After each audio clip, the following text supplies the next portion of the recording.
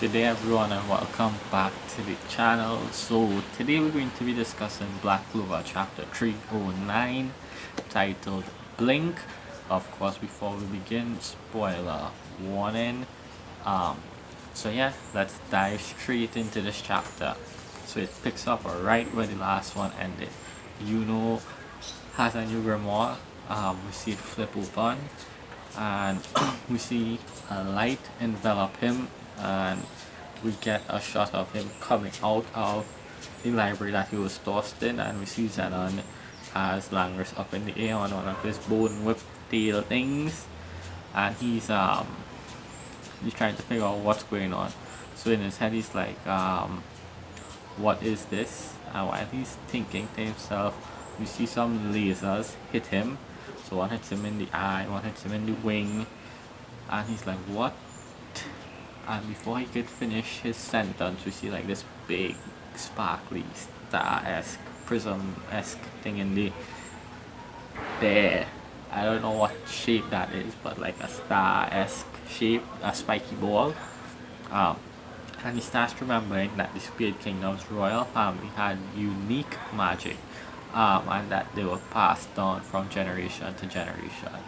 And in essence, what this means is that the father, Lois, had sun magic, and the mother, Seal, had moon magic, which don't know what that means. But yeah, kind of like Naruto as well, with sun, moon.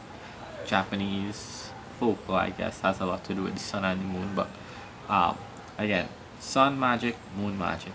And then he's like, and the one who inherited their blood, and he says the name Yuno, and we get a small little title that says Grindleberry, as the last chapter said.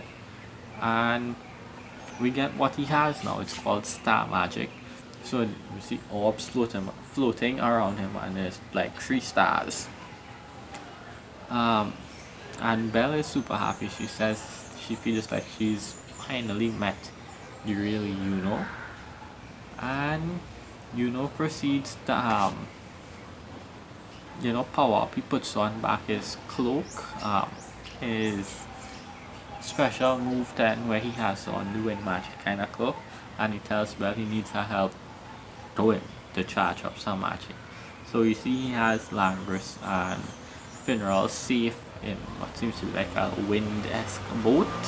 So yeah, he has them in this kind of wind type boat thing. And Langris is like a fully grimoire plus a second one, and Finral, no, actually it's Finral that says that, and Langris is like, you really are the vice captain of the Golden Dawn. And kind of starts going at it. He tells them he's all yours, or well, they tell he's all yours, and begins to attack. So first thing he does is, I have the spells written here, so I'm going to be looking down to make sure I have the correct names. So the first one he uses is Star Magic Quartile Scotum, which seems to be like a barrier. And then proceeds to trap in the spatial magic box, and gets out of it by using another ability called Star Magic Conjunction, and he does a kind of hand sign, and what that essentially does is teleports him from his location to the star's location. So I'm not sure what exactly it is, if it's a teleportation or what, but he does that, and he appears in front of Zenon. He then uses another attack called Star Magic, just now, Star Magic Quartile Hasta, which 4 of the stars appear in front of him and link 4 mini beams into a big beam and hit Zenon, and tears a hole through his right side of his chest and wing. And proceeds to say he'll prove that his choices are the right choices, the choices he made weren't wrong. So he's fighting back against what Zenon told him, and Zenon says, I want to crush you. and he proceeds to use more bone magic, and it seems he makes a kind of bone cage kind of thing, and bones are shooting off from everywhere. So yeah, and both of them, we get a panel with kind of like a split in the middle with both of them saying the same thing, and they say, I'm the one who's right, I'm the one who will win. Normal shonen trope where both characters say the same thing and we get a split screen with them saying it, and then both of them collide, they clash. We see Yuno in his spirit dive with his sword, and the stars floating around him, and Zenon clashes with his bones, and yeah, the chapter basically ends there. So there's a lot going on here. Again, Black Clover feels like it's going to end very shortly, but putting that to the side for now, it seems that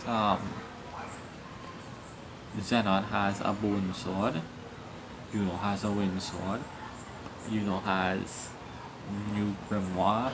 So again, I'm wondering if anybody could get a grimoire if they're from, let's say, a different nation. So maybe if, I don't know, let's say Asta was from the Heart Kingdom, would he be able to get a Heart grimoire as well with his Clover one? Or is that just specific to Yuno because he's royalty? So questions, more questions to be answered, more questions to be asked as well. Because I mean, what is the full capability of the star magic? Since his magic seems to be passed down from generation to generation, who was the previous owner of his? Because we know his mom and his dad had sun and moon, sorry. So who had his before? Or is it like a combination or an amalgamation of both of theirs to make that one? So yeah, a lot of questions still need answering, but all in all, good chapter, good setup chapter. I'm going to guess that within the next 1 or 2 chapters this fight concludes and then we get into something bigger. What? That I don't know. But it seems like we're heading down the path of Black Clover ending soon. So hopefully we get some more big fights before that. But all in all, this was a good chapter. Hope you all enjoyed this little review or discussion. Let me know what you all think about Yuno's new magic down below and his power. Let me know if you all think somebody else is going to get a new grimoire and what else. Anything I missed, feel free to leave it down below, and I'll see you all in the next one. Bye.